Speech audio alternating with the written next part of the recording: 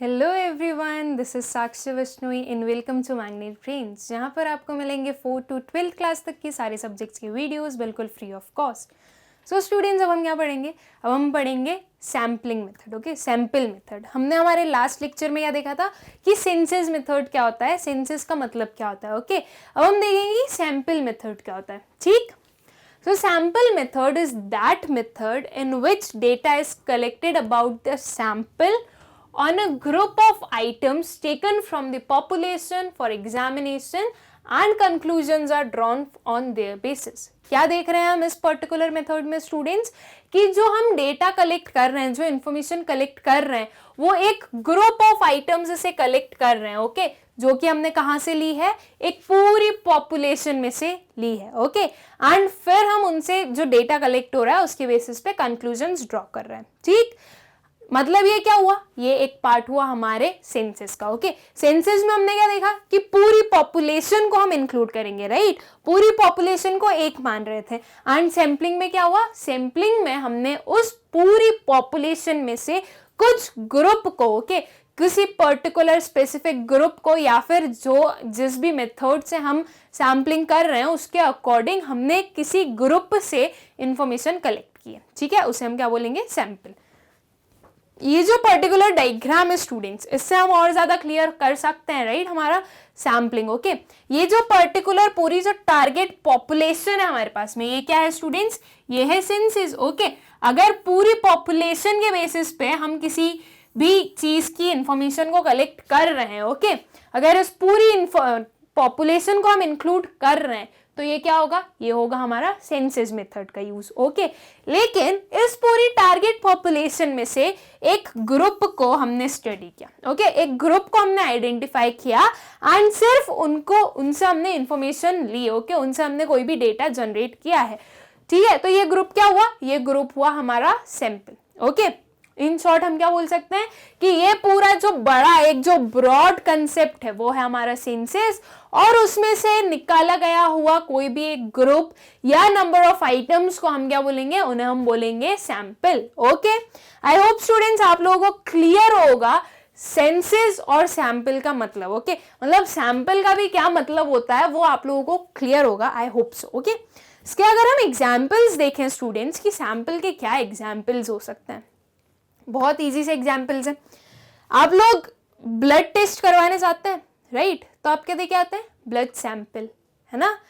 ये चीज तो आपने सुनी है ना, ब्लड सैंपल दे के आते हैं, राइट? तो उसे हम ब्लड सैंपल क्यों बोल रहे हैं? वो क्या हम पूरा ब्लड दे के आ रहे हैं स्टूडेंट्स? अगर आप पूरा ब्लड दे के आते हो, ओके, तो वो क्या होता? वो एक सेंसस हो जाता कि आपकी बॉडी में जितना भी ब्लड है आप पूरा देकर आ रहे हो ताकि उसका टेस्ट हो सके। ओके, तो उसे हम बोलते हैं कि वो सेंसस है। लेकिन आपने आपके पूरे ब्लड में से थोड़ा सा ब्लड दे दिया, राइट? थोड़ा सा ब्लड दे दिया, किस चीज के लिए? कुछ टेस्ट करने के लिए। तो वो क्या हुआ? वो एक सैंपल हुआ कि आपका जो पूरा यूनिवर्स था, वो पूरी बॉडी में जितना भी ब्लड था वो था हमारा पूरा यूनिवर्स। ओके, उसमें से पूरे यूनिवर्स में से हमने कुछ यूनिट्स ऑफ ब्लड दिया है चेकअप के लिए। ओके, तो वो क्या हुआ? वो हुआ हमारा सैंपल। ओके, आई होप कि इस पर्टिकुलर एग्जाम्पल से आप लोगों को और ज्यादा क्लियर होगा कि सैंपल होता क्या है। और एग्जाम्पल देखते हैं स्टूडेंट्स। एग्जाम्पल हम तो जितना ज्यादा देखेंगे उतना ही ज्यादा हमारे कंसेप्ट क्लियर होंगे, राइट? एक और एग्जाम्पल देखते हैं, एक घर का एग्जाम्पल देखते हैं अब। ओके, आप लोगों ने राइस बनते हुए तो देखे होंगे, राइट? आई होप सो देखे होंगे। अगर नहीं देखे तो आज ही मम्मा से बोलना है कि आज आप खाना बनाने वाले हो और आप राइस बनाने वाले हो। ओके, तो आपने राइस बनते हुए देखे होंगे। ओके, राइस को स्टूडेंट्स बॉईल किया जाता है, राइट? तभी हम उसे खा सकते हैं। ओके, वो पकते उसी के बाद में, राइट? तो जब वो बॉईल हो जाते हैं स्टूडेंट्स, तो क्या जो हमारी जो मम्मा है वो क्या एक एक राइस को, ओके, एक एक यूनिट को चेक करती है कि ये बॉईल हुआ या नहीं हुआ, राइट?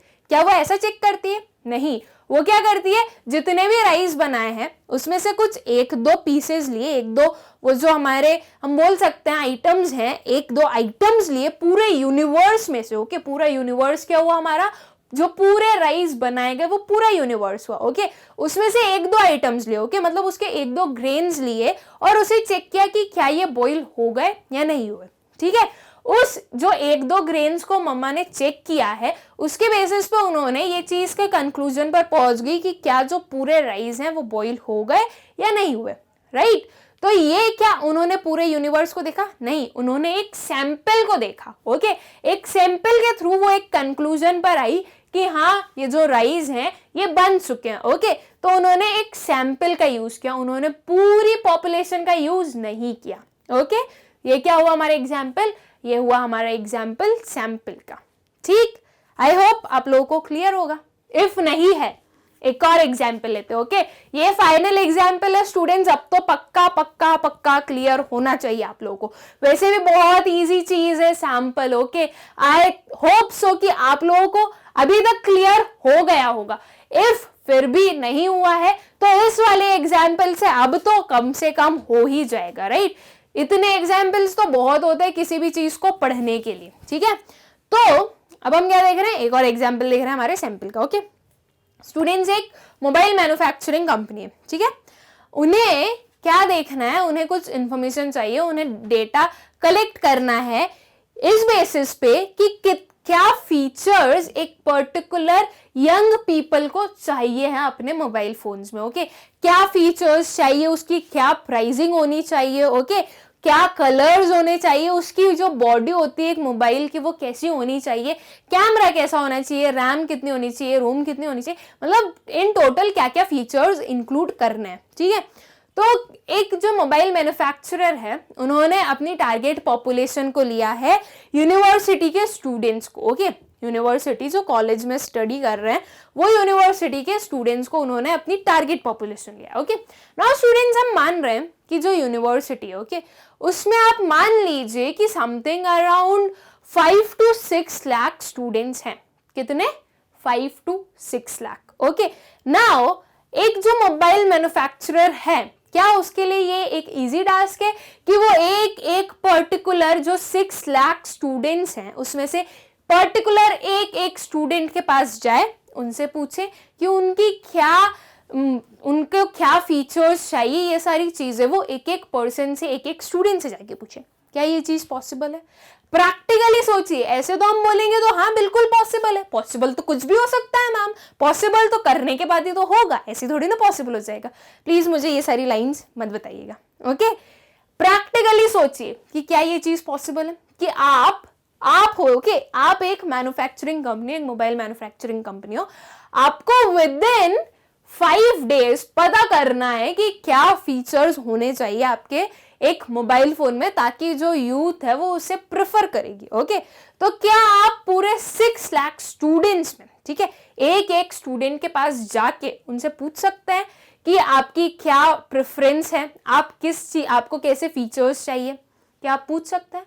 इफ प्रैक्टिकली बोला जाए तो नहीं पूछ सकते। अगर रियलिटी में हम देखें ना, हम रियलिटी में अगर जीना चाहें तो ये चीज नहीं पॉसिबल है। ओके, कि एक एक 6 लाख के पास जाओ और पूरा इतना हेडेक लो और 5 दिन में इस चीज को कंप्लीट भी करो। ओके, लेकिन ये एक दूसरे वे से तो हो सकती है।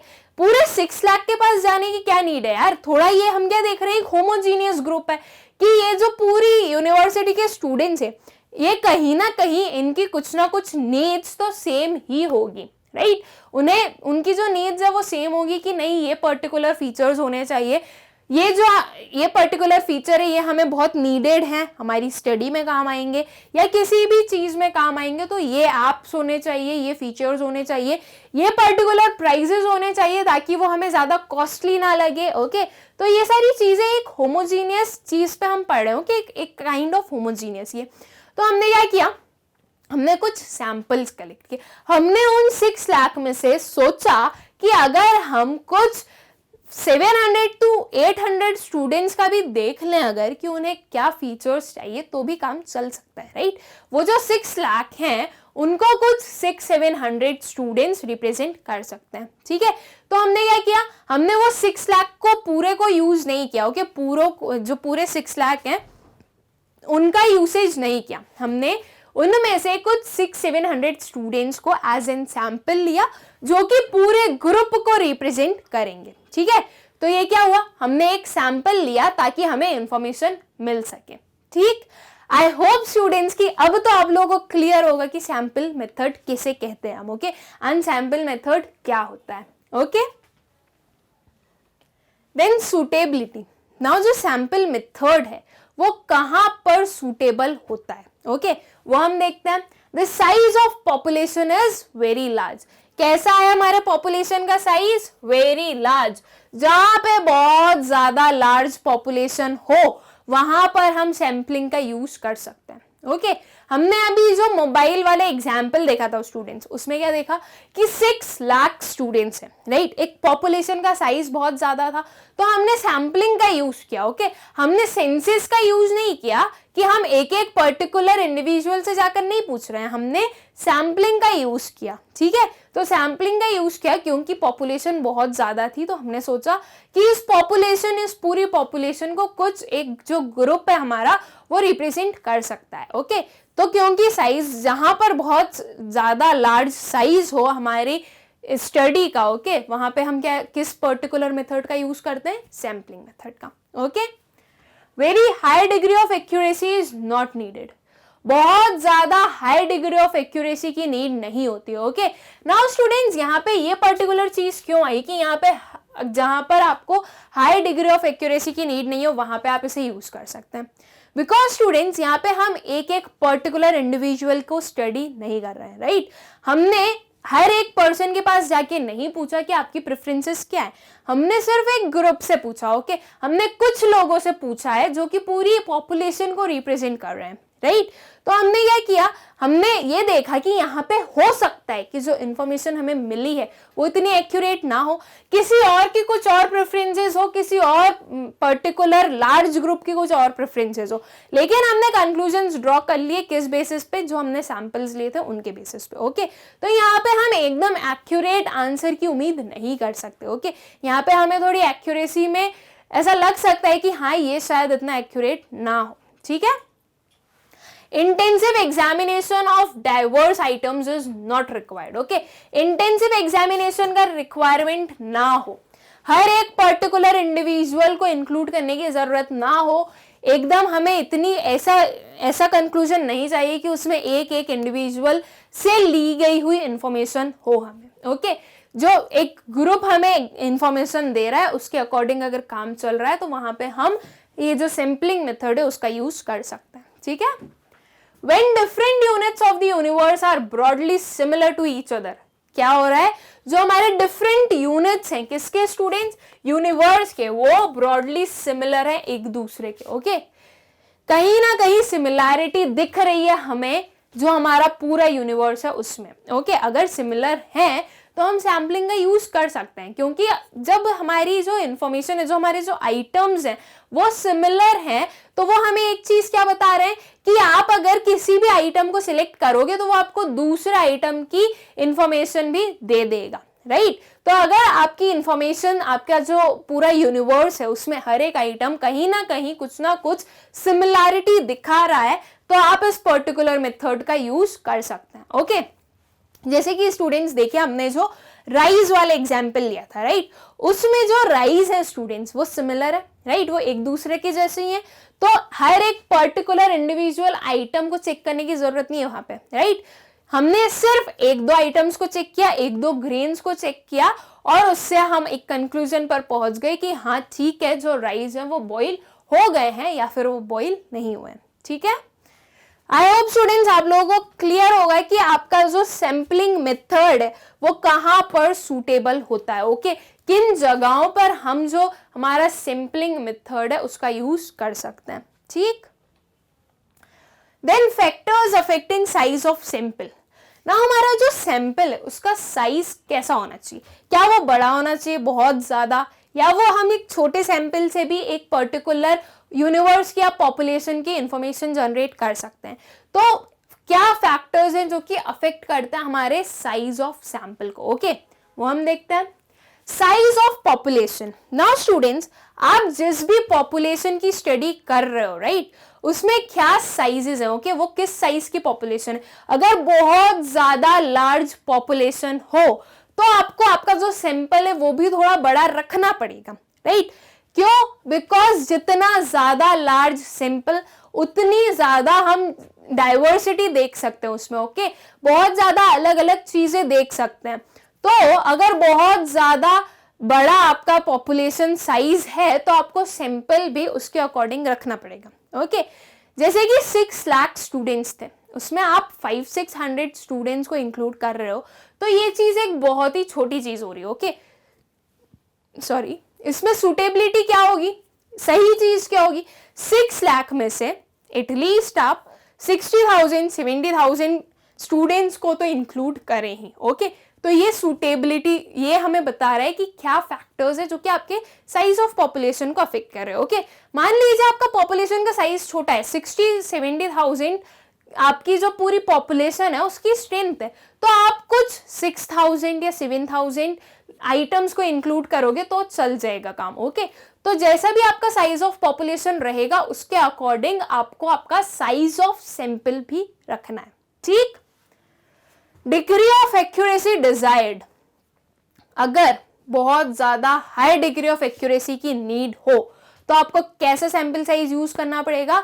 आपको एक हाई डिग्री का, एक लार्ज साइज का, ओके, जिसमें बहुत सारे आइटम्स आप इंक्लूड कर सकें, ऐसा सैंपल साइज आपको इंक्लूड करना पड़ेगा। ऐसे सैंपल साइज की आपको स्टडी करनी पड़ेगी, ओके।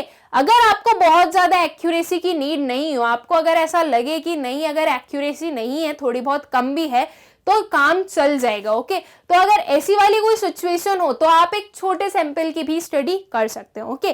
क्यों? बिकॉज जब जितना ज्यादा बड़ा सैंपल स्टूडेंट्स उतनी ज्यादा एक्यूरेसी, ओके, और जितना छोटा सैंपल उतनी कम accuracy.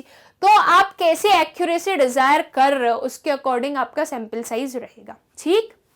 homogeneity and heterogeneity of the population, okay, in case the population consists of homogeneous units, a small sample will serve the purpose, okay। अगर आपकी जो पॉपुलेशन है उसमें कैसे आइटम्स है? होमोजीनियस आइटम्स है, ओके। तो एक जो स्मॉल सैंपल है वो भी आपका जो पर्पस है वो सर्व कर सकते हैं, ओके। कोई प्रॉब्लम नहीं है अगर होमोजीनियस है, जैसे कि राइस थे स्टूडेंट्स, वो होमोजीनियस नेचर के थे, राइट, वो होमोजीनियस नेचर के थे पूरे राइस, तो सिर्फ 1-2 ग्रेन्स से पता चल गया कि क्या वो राइस बॉईल हुए या नहीं हुए, ओके। लेकिन अगर कोई हेट्रोजीनियस हम नेचर का देख रहे हैं कोई भी पॉपुलेशन, तो हमें एक बिग सैंपल की नीड होती है। क्यों? बिकॉज हेट्रोजीनियस नेचर है, तो हम क्या चाहेंगे कि हर एक डिफरेंट नेचर के जो भी आइटम्स है हम उसे इंक्लूड करें हमारी इन्वेस्टिगेशन में, ओके।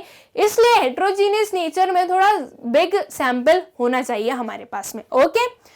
आई होप स्टूडेंट्स कि ये जो पर्टिकुलर फैक्टर्स हैं ये तो आप लोगों को क्लियर होंगे, ये जो तीनों थे, okay, size of the population, degree of accuracy desired and homogeneity and और heterogeneity of the population, okay.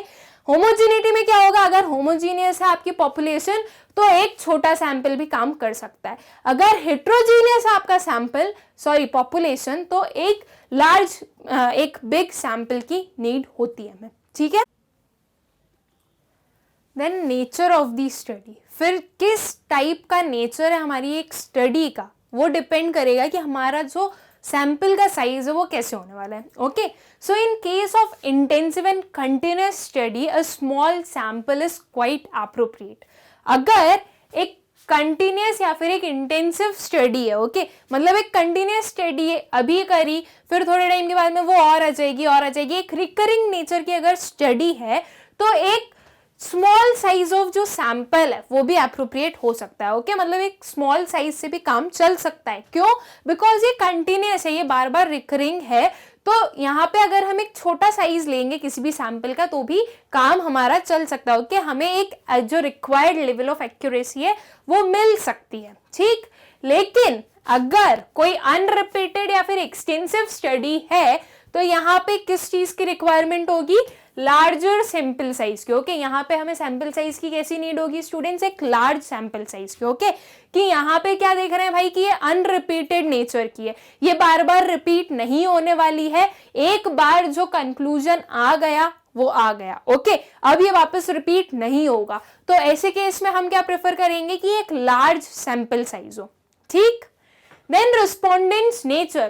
If it is seen that the large number of respondents will not cooperate, अगर हम देख रहे हैं कि एक large number of respondents cooperate नहीं करने वाले हैं, then a larger sample should be selected. तो हमें क्या करना होगा स्टूडेंट्स, एक लार्जर सैंपल को सिलेक्ट करना होगा। ठीक है, हमने क्या देखा कि एक लार्ज सैंपल को एक जो लार्ज नंबर ऑफ रिस्पोंडेंट्स हैं वो लोग हमें रिस्पॉन्ड नहीं करने वाले या वो लोग हमारे साथ में कॉपरेट नहीं करेंगे, तो हमें लार्जर सैंपल लेना होगा। ठीक है, एग्जाम्पल के लिए देखिए, आपने सैंपल लिया है 10 आइटम्स का। ओके, आपने सैंपल क्या लिया, 10 आइटम्स का।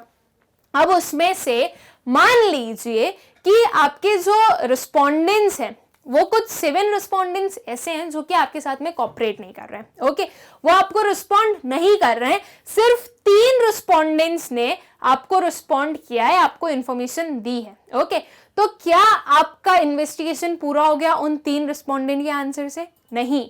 क्यों नहीं हो पाया? क्योंकि एक लार्ज नंबर ऑफ रिस्पोंडर्स ने आपको रिस्पॉन्ड नहीं किया है। ओके, तो हमें क्या देखने को मिला कि यहाँ पे बहुत ज्यादा लोग ऐसे हैं जो कि आपके साथ में कॉपरेट नहीं करना चाहते हैं, तो आपको क्या करना होगा, एक लार्ज साइज ऑफ सैंपल लेना होगा। ओके, मान लीजिए 100 हमारी टोटल जो पॉपुलेशन थी या यूनिवर्स थी वो थी। ओके, 100 आइटम्स की, उसमें से पहले आप 10 आइटम्स को सिलेक्ट कर रहे थे बिकॉज वो थोड़े होमोजीनियस नेचर के भी थे, तो आपने सोचा 10 आइटम्स से काम हो जाएगा। राइट, होमोजीनियस थे, थोड़े बहुत डिफरेंट फीचर्स थे, लेकिन हम बोल सकते थे कि मैक्सिमम जो फीचर्स थे वो होमोजीनियस दिख रहे थे हमें। ओके, तो 10 आइटम्स लिए थे, तो उन 10 आइटम्स में से 7 तो रिस्पॉन्ड ही नहीं कर रहे हैं। राइट, सिर्फ 3 रिस्पॉन्ड कर रहे हैं। तो अब हमने क्या देखा कि जब 7 रिस्पॉन्ड नहीं कर रहे हैं, सिर्फ 3 कर रहे हैं, तो हम अपना सैंपल साइज बढ़ा दो। ओके, मान लीजिए अब आपने आपका सैंपल साइज बढ़ाकर 50 यूनिट्स का कर दिया है। ओके, तो 50 यूनिट्स का किया है, तो उसमें से आपको इतने आंसर्स तो मिल ही जाएंगे कि आपकी जो पूरी इन्वेस्टिगेशन है वो कंप्लीट हो सके। ठीक है, तो अगर ऐसा हमें देखने को मिले, एक जो रिस्पॉन्डर का नेचर है उस पर भी डिपेंड करती है हमारी जो साइज है सैंपल की। ओके, अगर हमारे रिस्पॉन्डर्स बहुत ज्यादा कोऑपरेटिव हैं, तो एक जो स्मॉल अमाउंट ऑफ सैंपल है, जो एक स्मॉल सैंपल है, उससे भी हमारी जो इन्वेस्टिगेशन है वो कंप्लीट हो सकती है। ठीक स्टूडेंट्स, आई होप आप लोगों को क्लियर होंगे कि क्या फैक्टर्स हैं जो अफेक्ट करते हैं एक सैंपल के साइज को। ओके, अब हम देखते हैं कुछ मेरिट्स। ओके, सैम्पलिंग मेथड के क्या मेरिट्स होते हैं हम वो देखते हैं। अब मेरिट्स, एडवांटेजेस होंगे ही होंगे कुछ ना कुछ तो। राइट, सो इकोनॉमिकल मतलब क्या, इकोनॉमिकल हर सेंस में, time, manpower, cost. Right, हर सेंस में जो हमारा सैम्पलिंग मेथड है वो इकोनॉमिकल है नेचर में। किसके कंपैरिजन में? सेंसस के कंपैरिजन। क्यों स्टूडेंट्स? सेंसस ने क्या किया था, सेंसस पूरी पॉपुलेशन को एक मान रहा था। राइट, हर एक आइटम को इंक्लूड कर रहा था उसकी इन्वेस्टिगेशन में। राइट, सॉरी, तो जो वो पूरी पॉपुलेशन को एक मान रहा था, तो उसे ज्यादा मैन पावर भी लग रहा था। राइट, सेंसस मेथड में हमें ज्यादा मैन पावर भी लग रहा था, उसके बाद में ज्यादा टाइम भी लग रहा था। एक एक पर्टिकुलर इंडिविजुअल से इंफॉर्मेशन जनरेट करने के लिए टाइम भी ज्यादा लग रहा था, और उसी के साथ में कॉस्ट भी ज्यादा लग रहा था।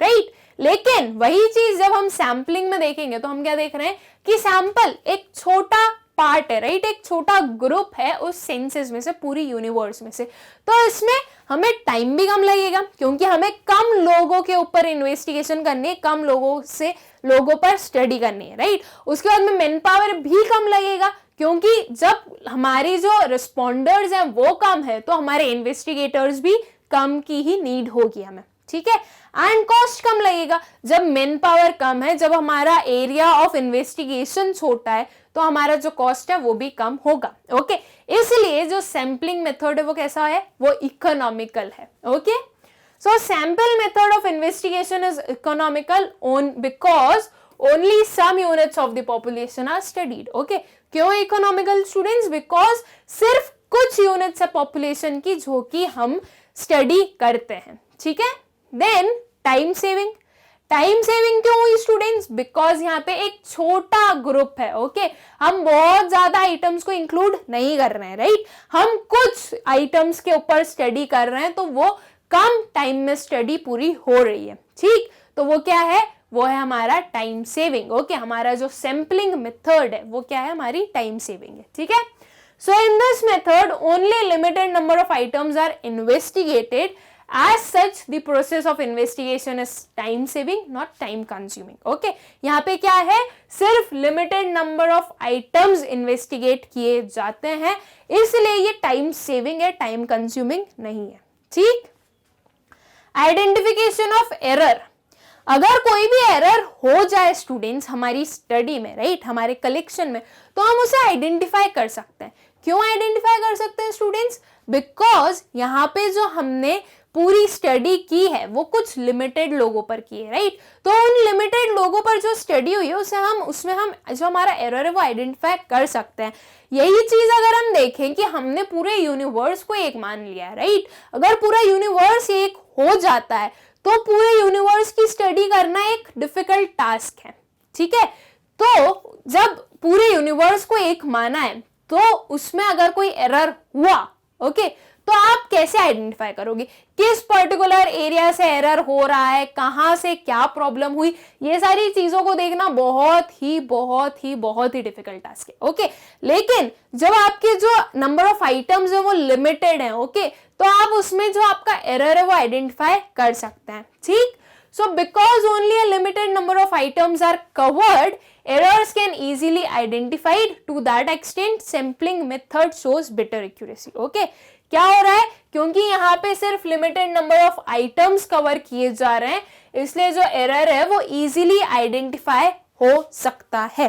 ठीक है, इसलिए इस पर्टिकुलर एक्सटेंट के लिए हम बोल सकते हैं कि जो सैम्पलिंग मेथड है वो ज्यादा एक्यूरेसी प्रोवाइड करता है हमें। ओके, हम इस पर्टिकुलर पॉइंट के कारण ये बोल सकते हैं कि जो सैम्पलिंग है वो हमें ज्यादा एक्यूरेट आंसर देता है। ठीक, देन लार्ज इन्वेस्टिगेशन। अगर आपको कोई लार्ज इन्वेस्टिगेशन करनी हो तो आप सैम्पलिंग मेथड का यूज कर सकते हैं। क्यों स्टूडेंट्स? क्योंकि यहाँ पे एक लार्ज एरिया को आप कवर कर सकते हैं, आपको एक एक यूनिट के पास जाके इंफॉर्मेशन जनरेट करने की नीड नहीं होती है, राइट। आप एक लार्ज एरिया को इन्वेस्टिगेट कर रहे हो तो आपने क्या किया, आपने सिर्फ सैंपल लिए हैं, कुछ ग्रुप्स को आइडेंटिफाई किया है, तो आपको सिर्फ कुछ नंबर ऑफ आइटम्स को ही स्टडी करना पड़ रहा है। ओके, तो इस कारण से, इस वजह से एक लार्ज इन्वेस्टिगेशन भी आप अंडरटेक कर सकते हो with the help of sampling method. ठीक है, so sample method is more feasible in situations of large investigation than the census method, which generally involves unaffordable cost. census method में क्या होता है स्टूडेंट्स, एक अनअफोर्डेबल कॉस्ट होता है, हर कोई पर्सन सेंसस मेथड का यूज नहीं कर सकता है। ओके, लेकिन सैम्पलिंग का अगर हम सोचें तो हम यूज कर भी सकते हैं, बिकॉज ये उतनी अफोर्डेबल नहीं, उतनी अनअफोर्डेबल नहीं है। ओके, सैम्पलिंग क्या है, अफोर्डेबल मेथड है। ठीक, then administrative convenience. Okay, there is an administrative convenience in handling the limited number of items. More capable and efficient investigators can be appointed. क्या हुआ, यहाँ पे लिमिटेड नंबर ऑफ आइटम्स है, right, limited number of items हैं, तो limited number of items के लिए students हमें बहुत ज्यादा नंबर ऑफ इन्वेस्टिगेटर्स की नीड नहीं होती, राइट। कुछ लिमिटेड नंबर ऑफ इन्वेस्टिगेटर्स के हेल्प से हम एक इन्वेस्टिगेशन को पूरा कर सकते हैं, राइट। तो जब यहाँ पे हमने देखा कि लिमिटेड नंबर ऑफ आइटम्स हैं, तो हम बहुत ही केपेबल और एफिशिएंट इन्वेस्टिगेटर्स को अपॉइंट कर सकते हैं, राइट। क्या कर सकते हैं, केपेबल और एफिशिएंट इन्वेस्टिगेटर्स को अपॉइंट कर सकते हैं। ठीक है, इसलिए ये जो एडमिनिस्ट्रेटिव कन्वीनियंस है, मतलब जो एडमिनिस्टर करने वाला है हमारी पूरी इन्वेस्टिगेशन को, उस पे हम अच्छे से कन्वीनियंटली अपने अकॉर्डिंग, ओके, जैसे हमें इन्वेस्टिगेटर्स चाहिए वैसे हम अपॉइंट कर सकते हैं। ठीक है, more scientific. Okay, sample method is more scientific because sample data can be conveniently investigated from various angles. Okay, जो हमारा सैंपल मेथड है स्टूडेंट्स, वो बहुत ज्यादा साइंटिफिक है। ओके, वो ज्यादा साइंटिफिक है। क्यों? बिकॉज हम जो सैंपल मेथड में देख रहे हैं कि जो हमारा इन्वेस्टिगेटर है या जो भी इंफॉर्मेशन हम इन्वेस्टिगेट कर रहे हैं वो हम बहुत ही कन्वीनियंटली, बहुत ही इजीली उस पर्टिकुलर चीज की इंफॉर्मेशन जनरेट कर सकते हैं अलग अलग एंगल से। ओके, एक हार्ड एंड फास्ट रूल नहीं है कि नहीं आपको ऐसे ही करना पड़ेगा, नहीं। एक ग्रुप है हमारे पास तो हम सैंपल को अपने अकॉर्डिंग कलेक्ट कर सकते हैं। ओके, तो यहाँ पे क्या दिख रहा है कि ये ज्यादा साइंटिफिक है।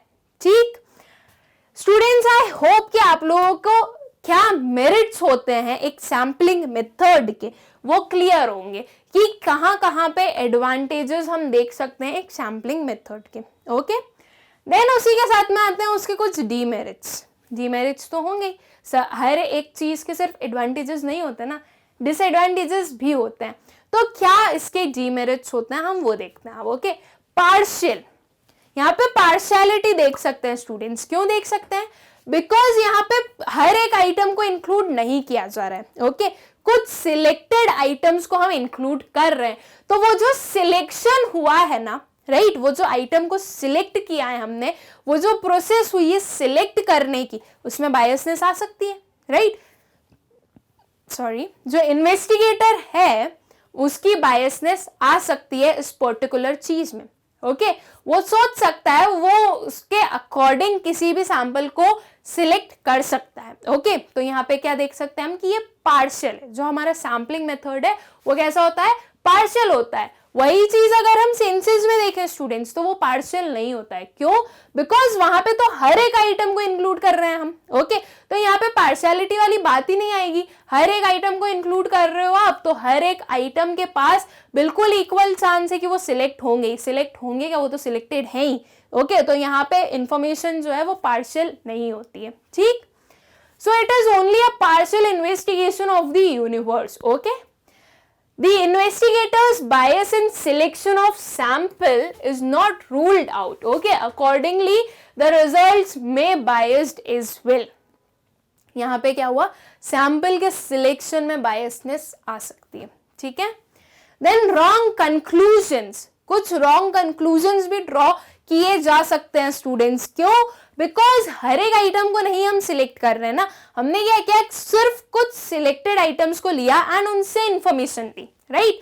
तो हो सकता है वो जो सिलेक्टेड आइटम्स हैं, वो जो हमें इंफॉर्मेशन दे रहे हैं, वो पूरी जो हमारी यूनिवर्स है उसे रिप्रेजेंट नहीं कर रहे हो। ओके, हो सकता है ना हमने जो हमारा सैंपल सिलेक्ट किया है वो ही रॉन्ग हो जाए। ओके, तो उसके कारण जो कंक्लूजन आएंगे वो भी रॉन्ग आ सकते हैं। ठीक, so if the selected sample does not represent the characteristics of the universe, जिस सैंपल को हमने सिलेक्ट किया है वो रिप्रेजेंट नहीं कर रहा है यूनिवर्स की कैरेक्टरिस्टिक्स को, द स्टडी में and up with wrong conclusions. जो स्टडी है वो कहां पे एंड हो जाएगी स्टूडेंट्स? रॉन्ग कंक्लूजन्स पे। ओके, अच्छे से अगर जो हमारा सैंपल है वो अगर नहीं रिप्रेजेंट कर पा रहा है पूरी हमारी यूनिवर्स को, तो हमारे जो कंक्लूजन्स आएंगे वो कैसे आ सकते हैं? गलत आ सकते हैं। Okay, then difficulty in selecting representative sample.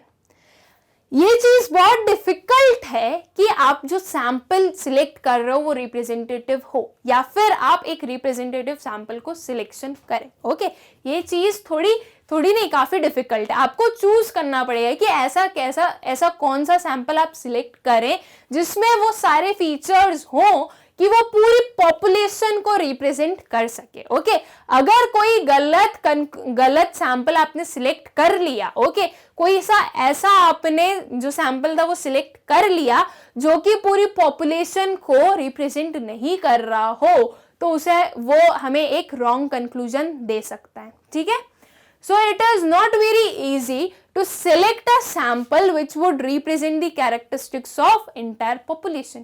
ये एक easy task नहीं होता है कि ऐसा कोई सा भी आपका सैंपल सिलेक्ट हो जाए जो कि पूरी पॉपुलेशन को रिप्रेजेंट कर रहा। ओके, ये कुछ है स्टूडेंट्स हमारे डीमेरिट्स किस चीज के? हमारी सैम्पलिंग मेथड के। Okay, then difficulty in framing a sample. अब एक जो सैंपल है उसको फ्रेम करने में कुछ डिफिकल्टी आती है, ओके, वो भी एक डीमेरिट बनता है हमारे सैम्पलिंग मेथड का, ठीक है। So sometimes the universe may be so diverse that it becomes difficult to frame a sample. जो यूनिवर्स है वो इतना डाइवर्स है कि आप जो सैंपल है वो फ्रेम नहीं कर पा रहे हो, ओके, मतलब आप नहीं चूज कर पा रहे हो कि आपका सैंपल कैसा होगा, आपके सैंपल में कौन से आइटम्स इंक्लूड होंगे जो कि पूरी जो हमारी यूनिवर्स है उसे रिप्रेजेंट कर पाए, ठीक है। तो ये चीज एक डिफिकल्ट टास्क बन सकती है, और ये इन रिटर्न क्या बता रही है, ये बता रही है कि ये पर्टिकुलर जो पॉइंट है वो एक डिसएडवांटेज बन जाता है आपकी सैंपलिंग मेथड का, ओके। देन स्पेशलाइज्ड नॉलेज, यहाँ पे किस चीज की रिक्वायरमेंट होती है स्टूडेंट्स, स्पेशलाइज्ड नॉलेज की, ओके। क्यों चाहिए स्पेशलाइज्ड नॉलेज, बहुत सिंपल सी बात है, एक पर्टिकुलर सैंपल को आपको सिलेक्ट करना है, राइट, एक सैंपल को सिलेक्ट करना है, तो वो जो सैंपल है वो ऐसा होना चाहिए जो कि पूरे यूनिवर्स को रिप्रेजेंट कर पाए, ओके। तो वो ऐसा सैंपल को चूज करने के लिए कुछ स्पेशलाइज्ड नॉलेज की रिक्वायरमेंट होती है, ओके। सिर्फ ऐसे हर कोई जाके एक सैंपल को सिलेक्ट नहीं कर सकता, ओके। जिसके पास नॉलेज हो कि कैसे सिलेक्ट किया जाता है, जो एक्सपर्टीज हो इस पर्टिकुलर फील्ड में, वही इस पर्टिकुलर मेथड का यूज कर सकते हैं, ठीक है। So, to be effective, sampling technique required a particular level of specialized knowledge. If the services of experts are not used in the collection and analysis of the sample data, the results of the investigation are likely to be unsatisfactory. अगर experts की services का use नहीं हुआ collection और analysis of sample data में, तो क्या होगा, जो रिजल्ट्स मिलेंगे वो कैसे मिल सकते हैं, अनसेटिस्फैक्टरी मिल सकते हैं, ओके। कुछ रॉन्ग कंक्लूजन्स मिल सकते हैं, जो रिजल्ट्स मिले हो सकता है वो आपके जो इन्वेस्टिगेशन है उसको सेटिस्फाई ना करें, ओके। इसलिए किस चीज की रिक्वायरमेंट है कि स्पेशलाइज्ड नॉलेज हो यहां पर, ठीक। Then comes essentials of a sample, okay. हमने क्या देख लिया स्टूडेंट्स, हमने देख लिया कि सैंपल का मतलब क्या होता है, उसकी सुटेबिलिटी क्या होती है, ओके। हम जो फैक्टर्स अफेक्टिंग सैंपल साइज है वो देख लिया हमने, सैंपलिंग मेथड के एडवांटेजेस एंड डिसएडवांटेजेस देख ली, ठीक है। अब हम देखते हैं कि क्या एसेंशियल्स होने चाहिए एक सैंपल में, मतलब ऐसी कौन सी चीजें होनी चाहिए जो कि हमारे सैंपल में इंक्लूडेड होनी ही होनी चाहिए, ओके। क्या एसेंशियल्स हैं, क्या इंपॉर्टेंट चीजें हैं, ओके। तो स्टार्ट करते हैं स्टूडेंट्स विथ रिप्रेजेंटेटिव। ऐसा सैंपल होना चाहिए जो पूरी यूनिवर्स को रिप्रेजेंट कर रहा हो, ओके। जो हमने सैंपल सिलेक्ट किया है उसमें सारे फीचर्स हो एक यूनिवर्स के, ओके। अगर पूरी यूनिवर्स को एक हमारा सैंपल रिप्रेजेंट नहीं कर रहा है तो वो चीज हमें एक गलत कंक्लूजन्स देगी, ओके। इसलिए ये एसेंशियल है, ये बहुत इंपॉर्टेंट चीज है कि जो हमारा सैंपल है वो कैसा होना चाहिए, रिप्रेजेंटेटिव होना चाहिए, okay. So a sample must represent all the characteristics of the universe, okay. एक जो सैंपल है उसे क्या रिप्रेजेंट करना है, सारे कैरेक्टरिस्टिक्स एक यूनिवर्स के, ठीक है। It is possible only when each unit of the universe stands equal chance of being selected in the sample. ये पॉसिबल कब होगा कि आपका जो सैंपल है वो पूरा रिप्रेजेंटेटिव है आपकी यूनिवर्स का, उस टाइम पर जब हर एक यूनिट यूनिवर्स का जो है उसके पास इक्वल चांस है सिलेक्ट होने के, ओके। मान लीजिए जो यूनिवर्स है वो 5000 यूनिट्स 5000 आइटम्स का है, तो वो जो 5000 आइटम्स है उन हर एक आइटम के पास इक्वल चांस है कि वो सिलेक्ट हो सकते हैं, ओके। तो ऐसे सैंपल्स रिप्रेजेंटेटिव हैं कि वो पूरी यूनिवर्स को रिप्रेजेंट कर रहे हैं, ओके।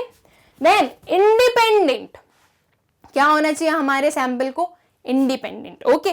सैंपल में जितने भी यूनिट्स हैं वो इंडिपेंडेंट होना चाहिए, मतलब क्या, अगर आपने एक यूनिट को सिलेक्ट किया है, एक आइटम को सिलेक्ट किया है, तो ऐसा नहीं है कि उसके कारण आपको दूसरे को भी सिलेक्ट करना पड़ेगा, ओके।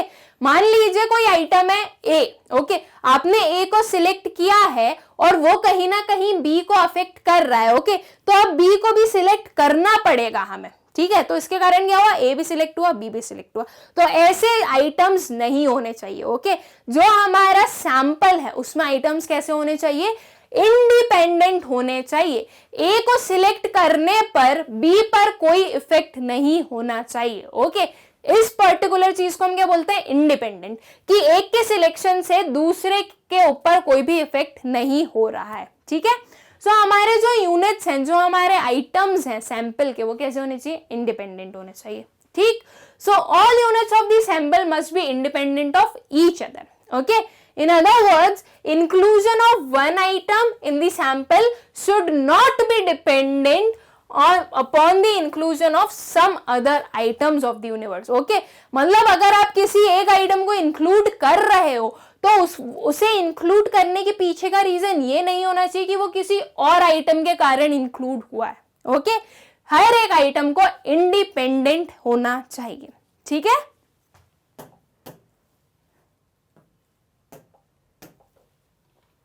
देन होमोजेनिटी, अगर जो आपका सैंपल है उसे कैसा होना चाहिए, होमोजीनियस होना चाहिए।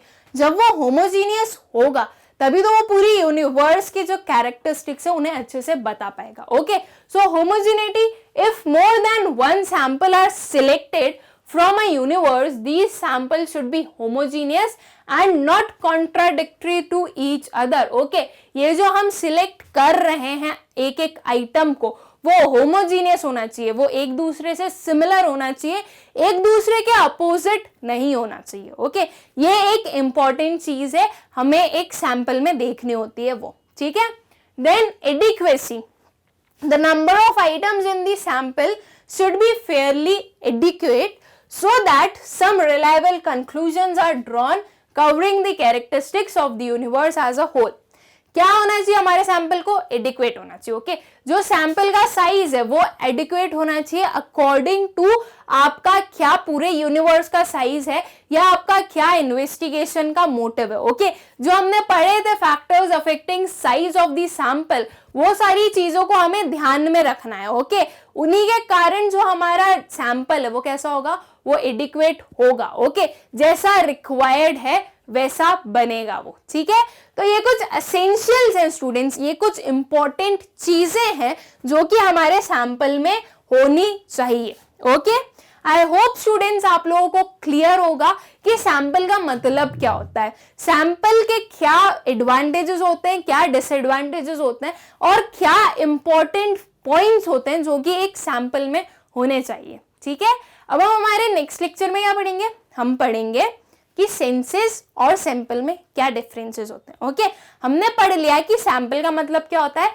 सैंपल के हर एक पॉइंट को पढ़ लिया, मेरिट्स डीमेरिट्स सब कुछ पढ़ लिया हमने, एंड हमने सेंसेस भी पढ़ चुके हैं। ओके, कि सेंसेस क्या होता है एंड उसके क्या डिफरेंट सुटेबिलिटी मेरिट्स डीमेरिट्स होते हैं। ठीक है, अब हम देखेंगे उन दोनों के बीच का डिफरेंस, कि उन दोनों के बीच में डिफरेंस क्या होते हैं, वो कैसे एक दूसरे से अलग है। ओके, एंड स्टूडेंट्स इस वीडियो के नोट्स की लिंक आप लोगों को डिस्क्रिप्शन में मिलेगी, आप लोग जाकर चेक कर सकते हैं। Thank you.